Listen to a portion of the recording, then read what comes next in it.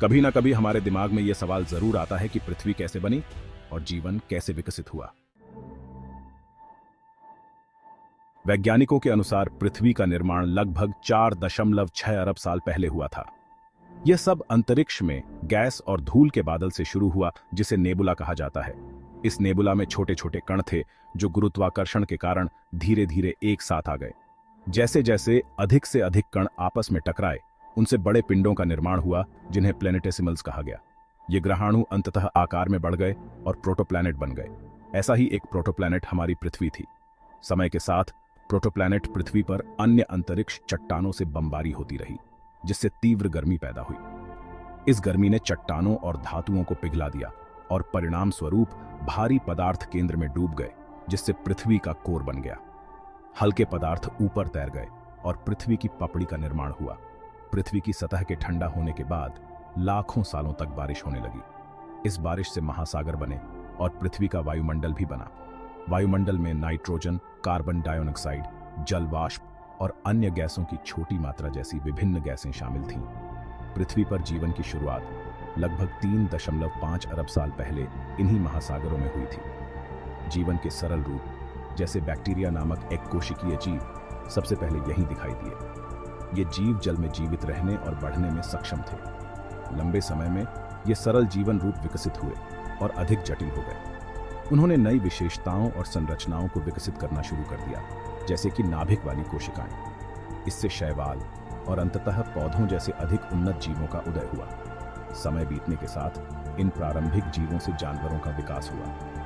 उन्होंने धीरे धीरे अलग अलग शारीरिक संरचनाएं विकसित की, जिससे वे अलग अलग वातावरण में घूमने और अनुकूलन करने में सक्षम हो गए। छोटे और सरल जीवों से अधिक जटिल जानवर उत्पन्न हुए, जिनमें मछलियां, सरीसृप, स्तनधारी और अंततः मनुष्य शामिल हैं। इस विकासवादी प्रक्रिया के दौरान पर्यावरण में परिवर्तन, संसाधनों के लिए प्रतिस्पर्धा और आनुवंशिक उत्परिवर्तन जैसे विभिन्न कारकों ने पृथ्वी पर जीवन की विविधता को आकार देने में भूमिका निभाई।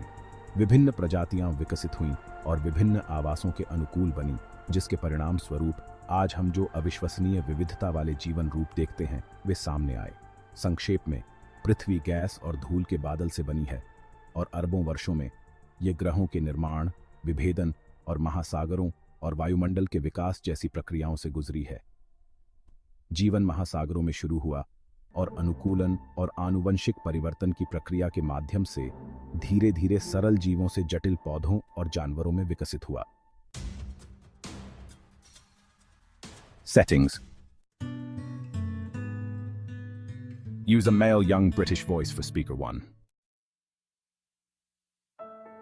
वायुमंडल का निर्माण एक जटिल प्रक्रिया थी, जिसने पृथ्वी को जीवन के लिए उपयुक्त बनाया। प्रारंभिक वायुमंडल में मुख्य रूप से हाइड्रोजन और हीलियम थे, लेकिन समय के साथ ज्वालामुखीय गतिविधियों और अन्य प्रक्रियाओं ने इसे बदल दिया। धीरे धीरे नाइट्रोजन, कार्बन डाइऑक्साइड और पानी वाष्प जैसे गैसों का प्रभुत्व स्थापित हुआ। इस परिवर्तन ने पृथ्वी पर जीवन की संभावनाओं को जन्म दिया। जीवन की शुरुआत लगभग 4 अरब साल पहले हुई थी। प्रारंभिक समुद्रों में सरल अणुओं ने जटिल संरचनाओं का निर्माण किया, जो जीवन के पहले रूपों की नींव बने। इन प्राचीन जीवों ने धीरे धीरे पृथ्वी के वायुमंडल और सतह को बदलना शुरू कर दिया। यह परिवर्तन जीवन की विविधता और जटिलता की दिशा में पहला कदम था। डी जीवन का विकास एक निरंतर प्रक्रिया रही है। प्रारंभिक जीवों से लेकर जटिल प्राणियों तक विकास ने अनगिनत रूपों और अनुकूलनों को जन्म दिया। जीवाश्म रिकॉर्ड हमें दिखाता है कि कैसे जीवन ने विभिन्न चुनौतियों का सामना किया और नए वातावरण में फल फूल पाया। इस विकास की यात्रा ने पृथ्वी को एक जीवंत और विविध ग्रह बना दिया। धीरे धीरे सरल जीवों से जटिल जीवों का उदय हुआ।